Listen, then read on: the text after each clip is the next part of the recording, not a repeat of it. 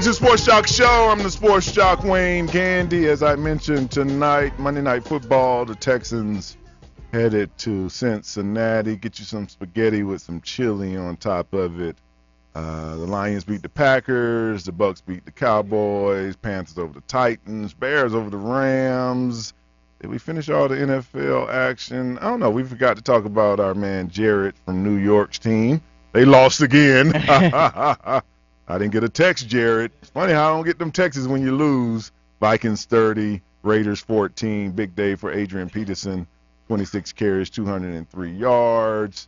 We talked about Pretty Tom over the Giants. We talked about the Chiefs over the Broncos. And if you missed the barn burner between the Cardinals and the Seahawks last night, Cardinals 39, Seahawks 32. It was kind of boring there to start. But when they went to scoring touchdowns, they started scoring on both sides of the ball. The Seahawks don't look like the team, the Legion of Boom, giving up 39 points. Thanks, Sierra. There you go. Last week, one of the hot topics of the show and across the country was the Missouri football team supporting some other protesters at the University of Missouri. Wanted to get the president put out. The president, I want to say his name is Tim Wolf, if I remember. I'm always trying to test my CTE, people. So if you're out there listening, Sports Joc tries not to look up everything because he tries to do that recall so I can make sure whether I need to go get a brain scan from all that football. So that's why I say, let me think about it for a second. Did I get that right? None of y'all are trying to help me with my memory. Y'all are bad friends. Well, we got short-term memory. Yeah, I'm just saying. That's why we get along so well around here. We trying to look up what CTE is. You talking about the coach's name, and we all like, what did he say? He got CTE. Just take some penicillin. The protest at Missouri, and there was a protest at Yale as well. The protest at Missouri, Jonathan Butler went on a hunger strike. Waiting for the president to step down. The president did step down, as I said about 3 days ago. Gary Pinkel, who's the head coach of the Missouri Tigers, also stepped away from the game, citing health issues. We wanted to talk about the Missouri students' protests once again because we didn't have a lot of facts about what it was. It was more the sentiment that it was a couple racial incidents that we never really could put a fingerprint on to figure out what exactly the president was guilty of. David Kaufman, writer for the New York Post, wrote an article called "Sorry Kids, a Real Movement Needs More Than Hurt Feelings." We wanted to talk to him about this article, and we have him on the line. Good morning to you, David. Good morning to you. How are you today? Oh, I'm doing just great. You write this article, "A Real Movement Needs More Than Hurt Feelings." Where was your mind when you decided to put this out? My mind was sort of at a place where I was thinking about what exactly do these students want? What exactly are these students asking for? What do they need to be happy, to be placated, to feel as if they are receiving their fair due? And what I came to in my thinking was that much of their issues, much of their beef, if you want to say, surrounded this idea that they were kind of pissed off, offended, and hurt by many of the activities that had taken place on the campus, both Missouri and some of the other campuses where these kinds of protests are taking place. And of course, their feelings of being hurt, their feelings of being offended. And I think the key word here is offended are very valid. A lot of what happened to many of these students was very much offensive, but it didn't need to kind of look a little bit harder and dig a little bit deeper and say, were these instances offensive or were they discriminatory? Were these instances about hurt feelings or were these instances actually about these students being denied something, these students being prejudiced against, these students being discriminated against? And I concluded that these were two very different things, that much of what was happening was that these students just were made to feel bad, and suddenly there was a movement based on hurt feelings and not actual discrimination, not actual events. And can a movement be sustained when it's basically anchored in simply hurt feelings? And what kind of movement is this, and what kind of future does it have? Well, David, maybe you can help us, because one thing that me and my two co-hosts, The Truth and Big Kenny, could never figure out is what was the president of the school actually guilty of. None of us can pinpoint that.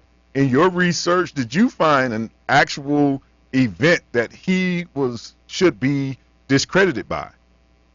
I think the president was guilty of being overwhelmed. That's what I think he was. Overwhelmed, misinformed, and ill-advised. And, I just now this morning went back a few times and really reviewed the series of events in Missouri to see what exactly this president was guilty of. And I think he was guilty of occasionally exhibiting, poor taste or missteps. Perhaps he can handle the situation as wisely as he should have. But if you really look at, I don't know exactly what he was guilty of. I think he was guilty of being a white male leader in an environment where currently, in an environment and an atmosphere where currently men like that are, easy targets for sort of the academic thought police who view them as sort of the enemies of inclusiveness and diversity and a progressive agenda. I think that's what he's guilty of, and in that situation, he can never be exonerated because he's basically guilty until proven innocent. David, good morning. This is Big Kenny. We've seen situations where the PC police have gone after many people in charge.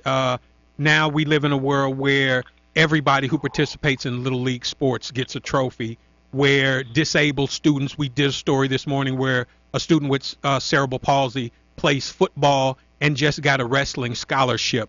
So if hurt feelings can affect that type of change, why can't the students at Missouri use that same type of power to affect change for themselves? And then on the same note, does apathy lead to a progression past hurt feelings? First, it starts off as a slight of racial tone and disenfranchisement, but then you move into violence, you move into discrimination. We don't see the problem.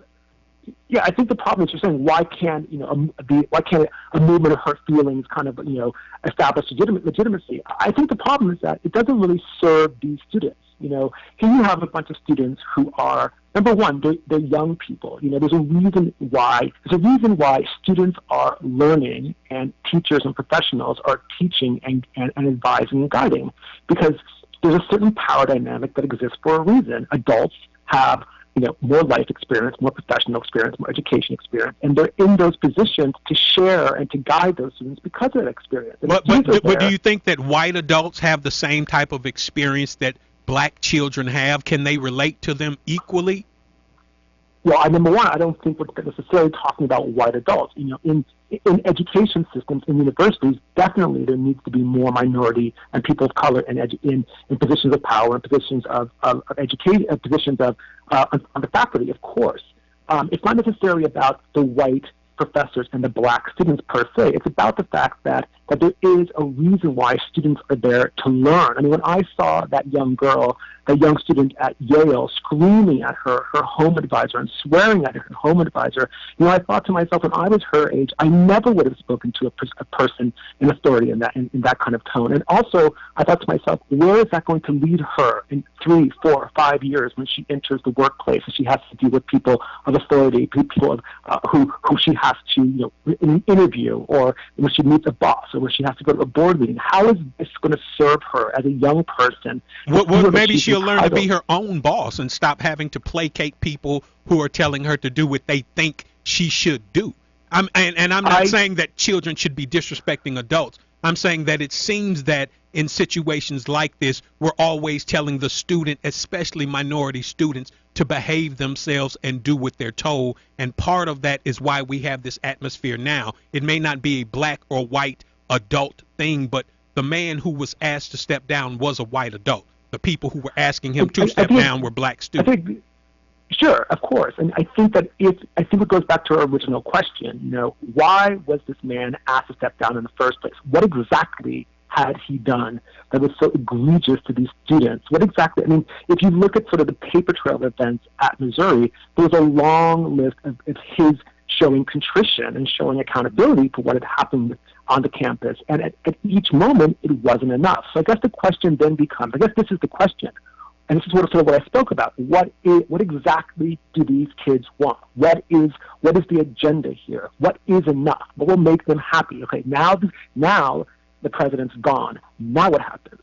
You know, if you look at the language and much of the discourse around these kinds of protests, there's this injection of sort of academic jargon, of safe spaces, of microaggressions, and very jargony, vague, imprecise language that is propelling these movements. How do you build a movement around jargon and linguistic imprecision? That isn't a way to build a movement. What these kids need to say very precisely beyond, I want this person fired, is what do they want? What do they want next? And what will make them happy? And more importantly, I think we need to ask, how exactly have we gone to a situation where 19-year-olds are defining destiny of centuries-old academic institutions? It doesn't really work like that. Well, the same way we have now breast cancer awareness in the NFL. Somebody decided that women were an underserved group in male-dominated professional sports, and now we wear pink doing breast cancer awareness. David, I'm going to go to a quick break. Can you hold the line? I'm here. Okay. We're going to go to a quick break. We'll be back with more. Not going anywhere. We'll be back with more of the Sports Joc Show in just a second. Enough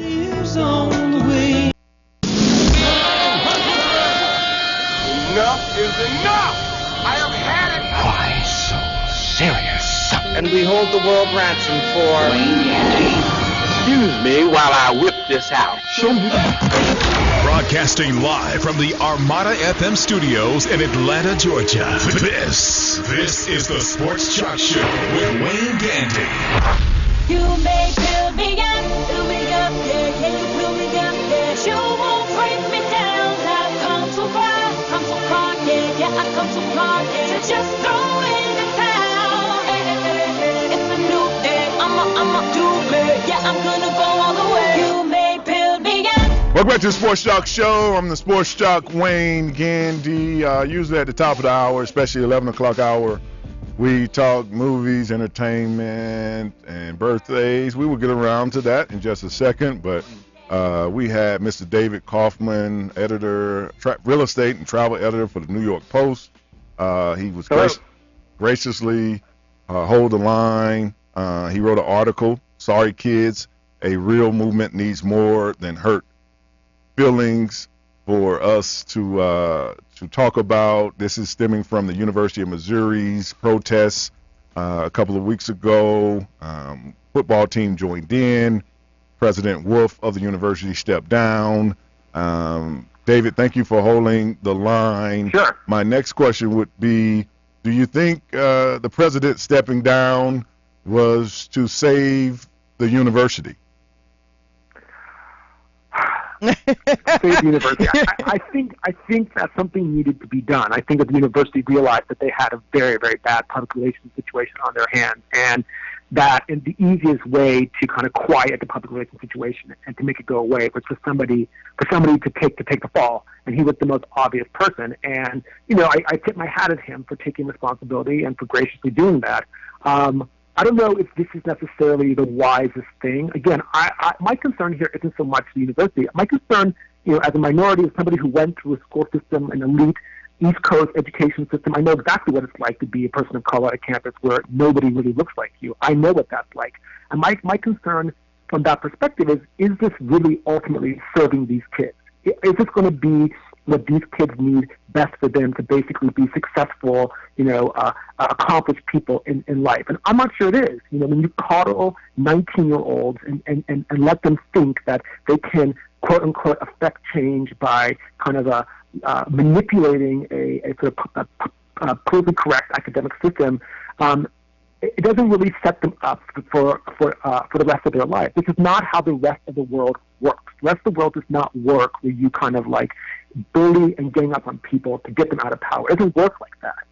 So I'm wondering if this really is going to serve them as they enter the job market, as they enter the professional life. And basically, you're looking at this that these kids basically are just living off their emotion, because none of us can actually find out what's wrong as much as it is you just don't like what it is that I'm serving you, and not necessarily that I'm serving you something wrong, but with your feelings being so exposed, then you probably will bounce around to a lot of jobs because you don't like what the job or the environment. Is that what you're saying?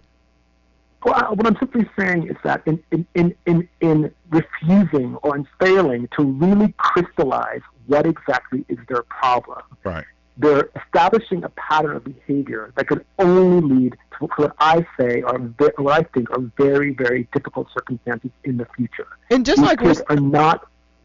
I'm sorry. Go ahead. Go ahead, David.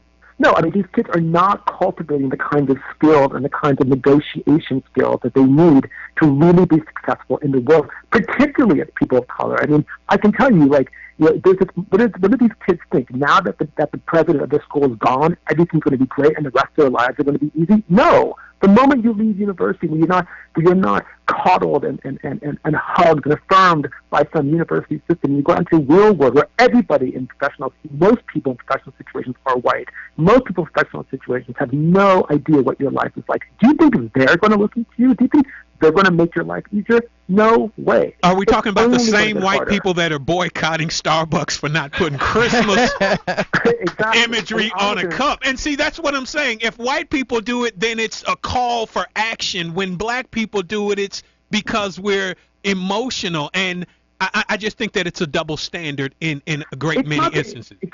It's not that black people are emotional. Again, emotions are important. Emotions are what guide us through the hard parts of our lives. But what I'm saying is that these kids, like everybody, black, white, green, everybody, need to work harder. The expectation needs to be higher. The demand needs to be stronger. If we are going to get people fired from their jobs, if we're going to end careers, then we need to make sure that we've done our absolute best, that these actions to be legitimate and justified. These are not small things. If you look at these protests, the only thing that's come out of these protests is that this guy was fired.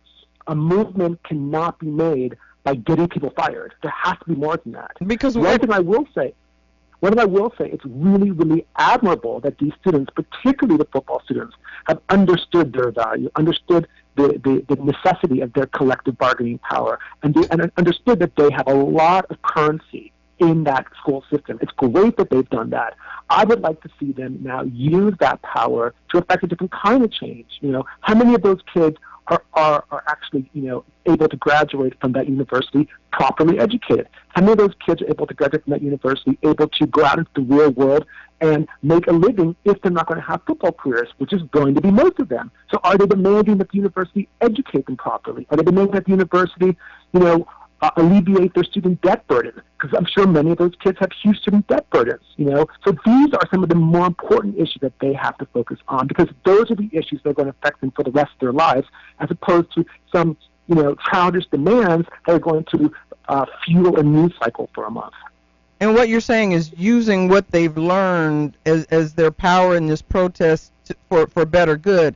And I heard you mention before about the very unclear focus of the whole protest. Like, what was the point of it all? Was it just to get the president to resign? And now that they've got a new president at the University of Missouri, what direction are they giving him? What do they need for the new president to do that Mr. Wolf didn't? Was there a clear focus and presentation presented to him?